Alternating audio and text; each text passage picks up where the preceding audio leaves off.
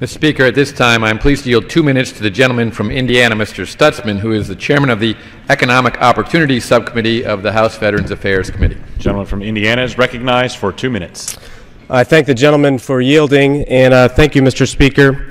It's a great privilege and an honor to stand here today during this crucial and very timely debate.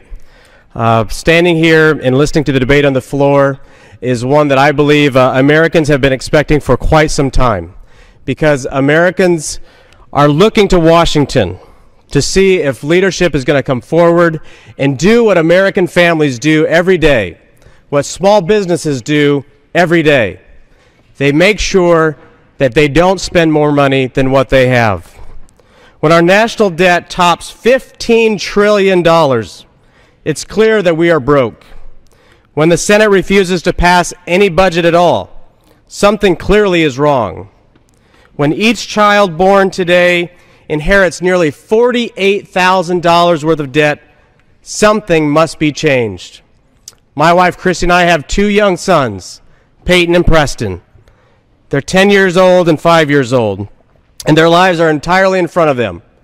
And what we do today on this floor will determine the outcome for them and their family and for their children and for their grandchildren, because this has not been a problem that has happened just under the Democrats, under their control and under President Barack Obama, but this has happened over the last 30 years under both Republicans and Democrats. That is why this amendment is so important. Now, we'd all like to stand here and say, you know, we just need to do the right thing. And I agree with that.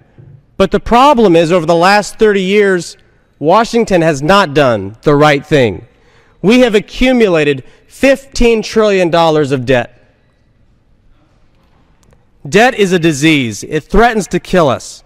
Today, we must act decisively, and we must act permanently and let the American people vote on our Constitution to allow them to send their voice to Washington and say enough is enough. Small businesses and families are waiting and watching to see if Washington is going to increase the taking on top of an enormous, convoluted tax code.